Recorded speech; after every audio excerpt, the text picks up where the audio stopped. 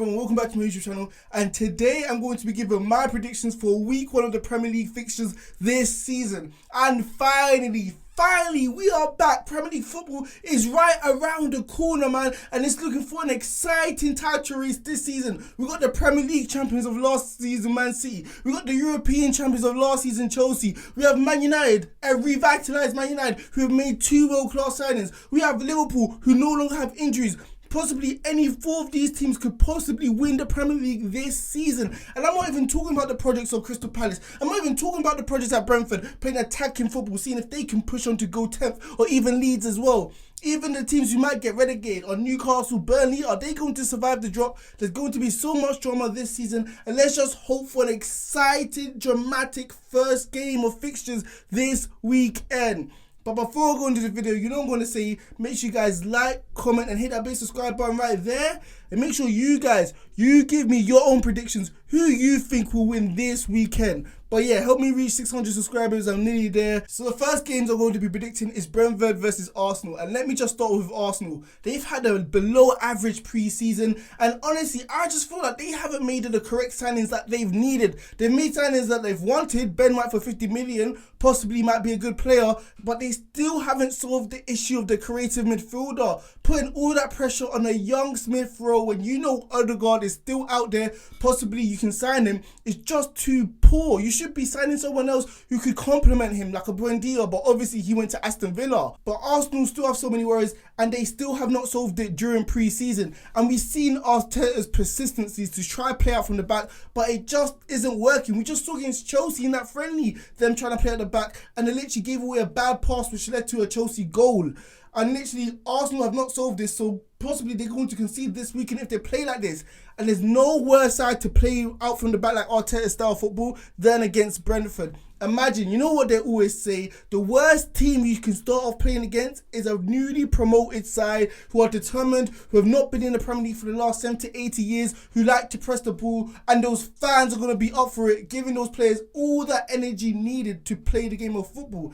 So Arsenal have a lot on their hands this game against Brentford. In terms of this game, I honestly feel like Arsenal are going to need to manage this game perfectly well. Otherwise, it can end very ugly. You know, in terms of the score, because I don't think they'll get battered, but they can easily lose this game. If those fans are into this game, if Brentford get confidence in the first 20-25 minutes like a home team usually does, and actually puts Arsenal under pressure, Arsenal could possibly be suffering loss of points in this game. And I honestly think this is going to happen.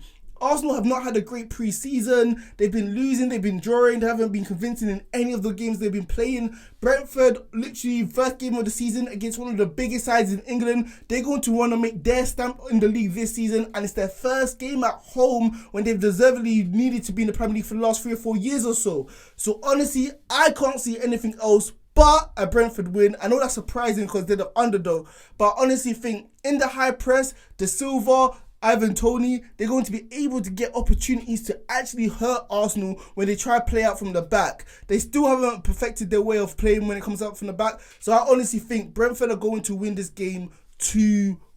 So the next game I'm going to be predicting is Tottenham versus Man City. And in terms of stature, in terms of size of the clubs, this is going to be the biggest game this weekend. We rarely get a game between the big 6 on the opening day of the Premier League season. So let's hope to be excited by many goals in terms of this game.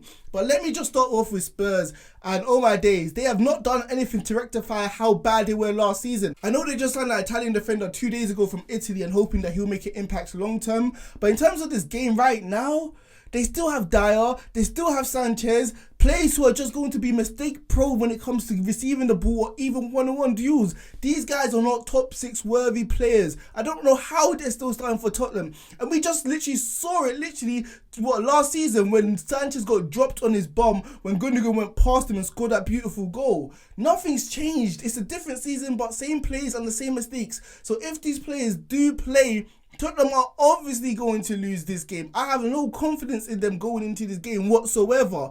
But let me just provide context. Context is going to be important. So let me not dishearten all Tottenham fans. You do have a new manager, even though you just sacked one of the greatest defensive managers of all time and you replaced him with a Wolves manager who literally just got sacked or let go, whatever. So obviously that's going to be better. But in all seriousness, I don't see how they're going to win this game. Maybe the players are going to have that buzz because they want to impress the new manager. They're going to be up for the game one of the best teams in the world playing right now at their stadium. So they might have some sort of passion going into this game. But honestly, tactically, they're not going to be suited to play against Man City because Silva hasn't really opted for a 5 at the back during the whole of pre-season. So it's going to be strange to see him just go back to a 5 at the back like he plays at Wolves when I've not seen him work on this shape all season at Spurs. So it's going to be ridiculous, but you need to have that extra protection, playing those, holding the midfielders, playing that extra centre back, because you know those defenders are literally mistake prone. So if they don't do this, Man City are going to take advantage over this. Second reason, Harry Kane, he's going to be so important, but ironically, he's not going to be playing for either side. If he was playing for Tottenham, he would be soaking up that pressure, literally shielding the ball, protecting it, giving those defenders moments of rest, and playing those penetrating balls in behind for Son and Lucas. And yes, Diaz can be taken advantage over because of the highline Man City like to play. However, if there's no one supplying those balls in behind, because Tottenham don't really have a ball playing midfielder or even Harry Kane to do that, how is Son or Lucas or even Bergwijn going to take advantage over this? I don't see them getting out of their box, and I think they're going to be camped in their half for most of the game. I don't see them having many opportunities in terms of this game, and they're versing the champions of England, who are one of the best sides in the world. And I don't see Pep literally allowing his players be complacent, because I've never seen a Pep side become complacent. It's always injuries or other factors why they start to drift off, never being complacent. So I think they're going to be up for this game. I think they're going to potentially win this game, obviously, and they're the strong favourites, and they've had a good record against Tottenham in the last 2 or 3 games or so, winning the Capital One Cup final, winning at the Etihad. So I don't see any reason that they're going to lose this game. So I'm going to go for a 3-1 victory for Man City convincingly. So the next game I'm going to be predicting is Manchester United versus Leeds. And let's hope for as many goals as we saw last season when they played at Old Trafford, when Man United won 6-2, but let's hope Leeds win 6-2 instead. But all joking aside, Man United couldn't have asked for a better home game to start the season except against Leeds, because Leeds are going to be playing with no conscience as if they're the home team. And we know Man United like to counter, and that's when they play their best brand of football. And the thing is, Man United have had no confidence in the last year or so playing at home, seeing when they're playing against low blocks, because they usually struggle against these type of sides. Leeds aren't going to be playing like this, like I said. And Man United need some sort of morale boost going into the new season, playing at Old Trafford, because they're going to need to make this their fortress if they have any sort of chance making a title push against Man City, Liverpool and Chelsea. But in terms of the game, I think it's just going to be straightforward. Man United are going to be playing Fred and McTominay like they did last season, providing that extra protection just in case they lose the ball deep. So Leeds will not be able to break on them quickly when they receive the ball in good areas. They're going to provide that extra protection. Also, I think Man United are going to play a little bit deeper, allow Leeds to press onto them. So when they suck them in, they're going to be able to play around them, and there's going to be so much space in the midfield for players like Bruno Fernandes and even Pogba to take advantage over. But most importantly, like last season, like we saw Daniel James play last season, amazing against Leeds, I think Ole Gunnar Solskjaer is going to opt for much more pace. Maybe this is not the type of game Cavani will play, but definitely Sancho will make his debut, I believe. Martial looking, back in form in pre-season, looking okay. So let's see if he's going to play as well. And obviously Greenwood. That front three is going to be devastating for Leeds on the counter-attack. And if they show any sort of clinical nature, they're going to score a lot of goals against Leeds. And honestly, I'm not going to say that's clinical as Kane or Lukaku or any of these type of strikers, but I think they're going to get so many opportunities against this Leeds side that they're going to score at least 1 or 2 to win this game. So I think Man United are going to be stingy, defensively strong, frustrate Leeds when it comes to them trying to break them down. But on the break, they're going to have a lot of space to literally take advantage over this Leeds side. Even if they go 1-0 down, Leeds aren't going to park the bus. Man United are still going to be patient and resilient and pick their moments to counter-attack. So in terms of this game, I think Man United are going to win. They're going to get the confidence up going into this new season. So I'm going to be predicting a 3-1 win for Manchester United. So the next game I'm going to be predicting is Norwich versus Liverpool. And one of the yo-yo clubs are back, Norwich, who are probably going to get relegated this season because they always like to do that, go up and down like a yo-yo. But all jokes aside, it's going to be interesting to see how Norwich actually approach this game. Because we saw last season, 2 seasons ago, when they were in the Premier League, they literally played the high pressing football which Daniel Farke likes to play, and it was successful in the Championship, but it wasn't successful in the Premier League when they came right back up, and they finished bottom of the Premier League, conceding the most goals. So it'll be interesting to see if Norwich actually mature and learn from this, knowing that they're not going to be able to dominate games like they did in the Championship. And even Buendia has left to go to Aston Villa, so this should give them even more pause to concern that if they're going to play high pressing football and they're going to win those balls in good area, that they're actually going to make the most out of their chances because they're not going to have many of them. And when they do, it needs to be some sort of high quality, which obviously they're going to be lacking because they're missing one of their best players. So in terms of this game, this is literally the repeat of 2 seasons ago when Liverpool actually versed Norwich in the first game of the season, where Liverpool actually destroyed them 4-1. And we saw when you try actually high press Liverpool, they're going to make you suffer like they did at Anfield. Carrow Road, Anfield, it doesn't matter, man. If you're going to do this to Liverpool, they're going to take advantage over this. And yes, they might not have Gini Wijnaldum anymore because obviously he left to go to PSG. But Naby Keita has been fit and he's been showing some sort of form in the pre-season. And he plays that sort of role when he gets into space. He's being able to drive into the forward areas and create chances for Salah and Mane. So if he gets space and literally be able to take advantage when Norwich actually do try press him and he gets in between the lines and be able to beat the high press, he's going to take advantage over this.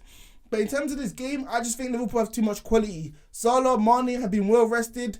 Obviously, he didn't have international duties this summer. Other players like Van Dijk is back. He's going to give Liverpool great stability. And players like Robertson and Trent are going to be able to fly forward like they did 2 seasons ago. So yeah, they're going to show some sort of form, and I think we're going to be able to beat this newly promoted side quite easily. I'm not going to lie. I'm quite confident about this game. Liverpool have a great record at Carrow Road. Even when Suarez was scoring hat-tricks back in the day, even 2 seasons ago when we won 4-1, when we won 1-0 at Carrow Road. So obviously, I don't really feel threatened by them. So I'm going to be predicting a 3-1 victory for Liverpool FC. So the next game I'm going to be predicting is Chelsea versus Crystal Palace. And it's a new era at Selhurst Park. Literally, Viera leading that side now as the new manager. Young, he's going to be ambitious. He's going to want to play on the front foot. I think he's going to want to press, get the best out of these young, talented players. Because we've seen already that they've transitioned, letting a lot of older players go and bringing in new, younger, fresh blood into the side. You know, and that they're going to be able and want to express themselves as footballers, not just sitting back like Roy Hodgson did when he wanted to play organised, structured, defensive football. But in terms of this game against Chelsea, I think Crystal Palace would have wanted a more organised, structured style of football, because if you give them space in behind like Viera to run in, he's going to take advantage over this. Even if he doesn't score, he's going to create chances for more potent goal scorers like Mount and Havertz. I think Chelsea are licking their lips because they're obviously a well-oiled machine and they know how to play their style of football, literally getting it to the wing-backs, stretching the play, tiring out the opposition. And obviously this is Viera's first game at Stamford Bridge. It's not going to be a pretty one because obviously he just had pre-season to get his philosophy ingrained with the players, but it's not going to be enough to beat a well-oiled machine Chelsea who know exactly what to do when it matters most, scoring all important goals, creating all important chances when it really matters. I think Crystal Palace aren't going to be able to take advantage over this. But obviously they have talented players. Obviously Eze's out pretty much for the whole season or might return in February, March. But you still have players like Zaha, Elise, who on their day can literally take players 1v1, even if it's Thiago Silva, Azpilicueta. Yes, they're experienced, but experience doesn't answer for pace, does it? Especially someone like Zaha, who can literally challenge them one-on-one and get past them. But Chelsea just have the numerical advantage, literally defensively, because they play 3 at the back. So even if they do get past, they're just going to be covered. I just don't see Crystal Palace taking advantage over this. But yeah, I think Crystal Palace would have been much more better, much more suited playing a defensive style. And maybe Viera might opt for that. Maybe he does. Maybe he starts his new style of football in his next games when he's playing a less potent opposition. But we don't know that, and I think he's going to want to ingrain his style of football already into the players in his first game against Chelsea. So in terms of this game, I'm just going to go for a 2-0 victory for Chelsea. I think they're not going to score that many goals, but they're going to be able to keep a clean sheet and very, very well manage this game to perfection.